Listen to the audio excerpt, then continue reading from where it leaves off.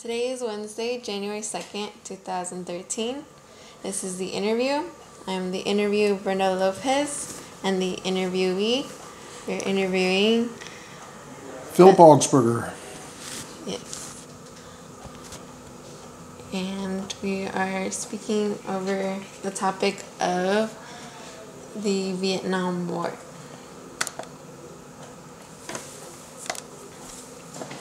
Okay, so to start us off, about how old were you around the time of the Vietnam War? Well, I joined the Marine Corps when I was 20 years old and turned 21 in boot camp. So I was probably, I think the war started in 1965, so that would have made me about 17 years old when it broke out.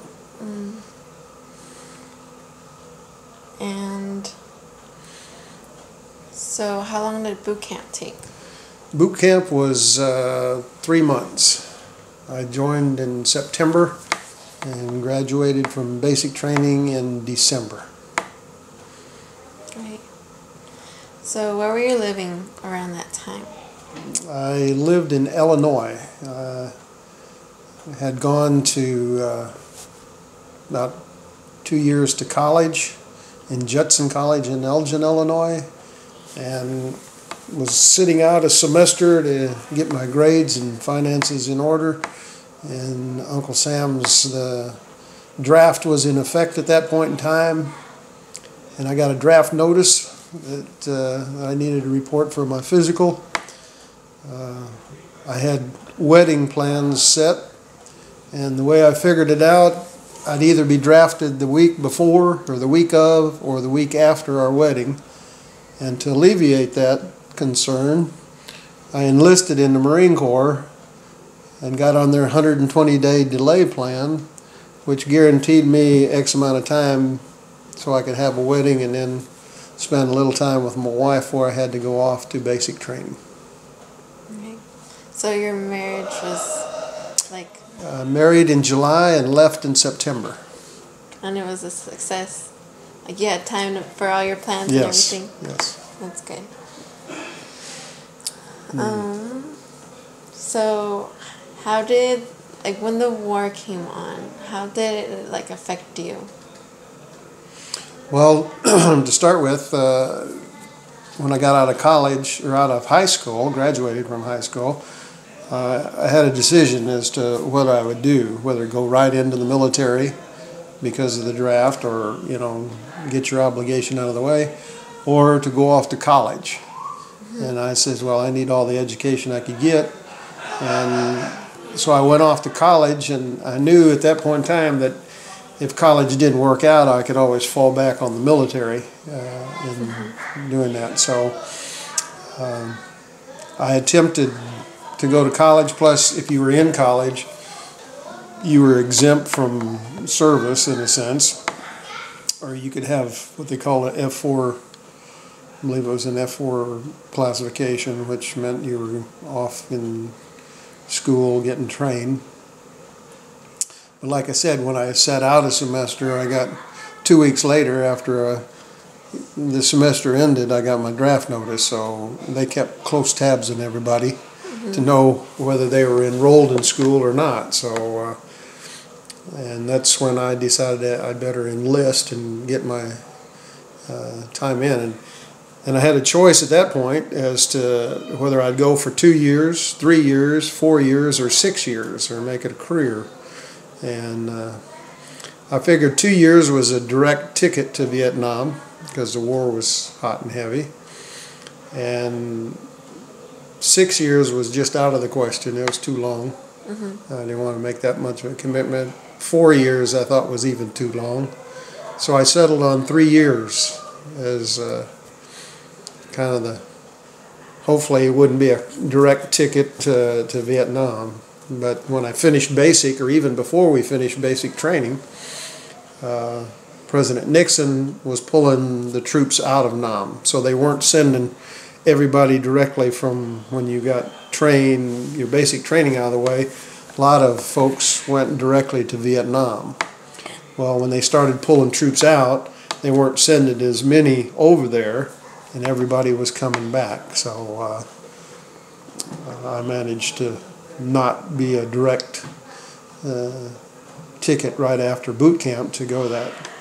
Plus, usually at that point in time, they would, after basic training, they would send you to a military occupation, whatever your MOS was, your military occupation service. But in basics, I'd taken some oral tests on welding, which I'd done in high school. I was in ag class and a small farming community, and had welding experience. And so unbeknownst to me, that apparently that gave me my MOS. So I was they called it a sheet metal worker, which was for basically a welder. And so when I finished basics, they gave me the MOS. I didn't have to go to school to get trained for it, and they sent me to a unit, and I was stationed in North Carolina, or was transferred from San Diego, where I took basics, out to North Carolina to Camp Lejeune, and was stationed with an artillery outfit. And they rated one welder, and I was it for a while. Do you remember reading or seeing about the war on the paper and the television? Yeah, most of the folks at that time were against the war. They didn't feel like it was something that the United States needed to be in. There was a lot of draft dodgers that went off to Canada to avoid having to be forced in to serve their country. And that's one of the reasons why I joined the Marine Corps. I figured that most of the draftees would be sent right into the Army. Or at least that was my perception beforehand. Once I got to the induction center, I found out that everybody was lined up, and they said, you and you are going to the Army, and you are going to the Navy, and you are going to the Air Force, and you are going to the Marine Corps. So even in the Marine Corps, we had a couple guys that were drafted in, didn't really necessarily want to be there, but and there was a lot of the draft dodgers, those that went off to Canada to avoid service altogether. And part of the paper or television commentary was that, you know, it wasn't really a just war, or not really a just war, but a war that the United States needed to be a part of. And it wasn't a war. It was actually classified as a conflict. A conflict. And there's a distinction that some people made, but in essence it was a war, and we were a part of it. And those that went over and served and gave their lives, come back, felt the effects of it, just like those going to Afghanistan or Iraq today, or in today's age, I guess. So to make things clear, people at your time, they had the choice to either go to college or go to the war, or they were like draft dodgers. Well, you had a choice back then. The draft was in effect, and they had quotas in a sense that they had to fulfill every month or so. I guess it would be like every month, and they would have a list, and everybody had a number, and it was like from 1 to 10. Your numbers would be called this month, and from 10 to 20 would be next month, and so on down the line. Those that went to college had their number shuffled down the line. They had, I think it was like an F4 classification, which you would be the last ones if a major conflict broke out and they desperately needed warm bodies. then they would start pulling the guys that went off to college. The guys that didn't go to college and wanted to avoid the war ran off to Canada. They just did away with theirs. Even back then, a lot of guys burnt their draft cards. That was kind of their protest that broke out. But, you know, if you were ever found or, you know, and your number was called and you didn't serve, you would be incarcerated because of failure to, you know, comply with your obligation to serve. So how do you feel about not, like, somewhat being part of it, but you didn't actually go into Vietnam? So how do you feel about that? Do you consider yourself, like, lucky, or? At the time, I felt fortunate that I didn't have to go. It wasn't that I, you know, didn't want to go or whatever. My circumstance at the time, mentioned I'd just gotten married. I took basics out in California, San Diego, and then was transferred to North Carolina, Camp Lejeune. Well, when I went to North Carolina, I took my wife with me, and that was kind of our first setup of housekeeping, so to speak. And being freshly married, I had no desire to leave. And if you went to Vietnam or overseas anywhere, even to Japan or Germany or whatever, to serve on an overseas basis, your wife would be left in the States. And being newlyweds, you know, I had no desire to leave my wife behind, and she definitely didn't either. Matter of fact, the first time I caught guard duty was the first time that my wife was by herself. You know, she was left home.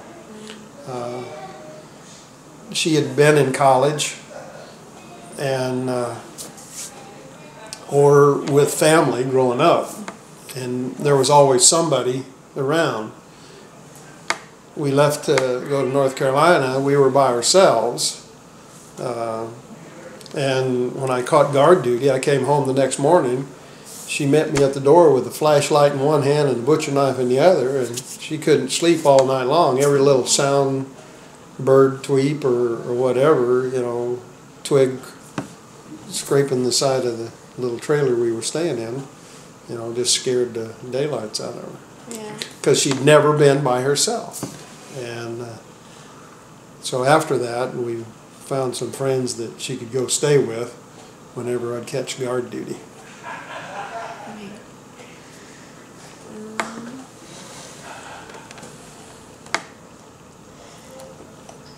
Did people treat you wrong even though you were not in the war? Like, I know that some of them were spit upon once they came back. Personally, I never really experienced that. I went to a Christian college beforehand. Then I went into Marine Corps. I went from a Christian environment to a pagan environment, if you could classify it that way. And then after I got out of the Marine Corps, I went back to school. So I went back to Judson College, to the Christian environment. So I personally never really felt the ridicule or whatever, although it was prevalent.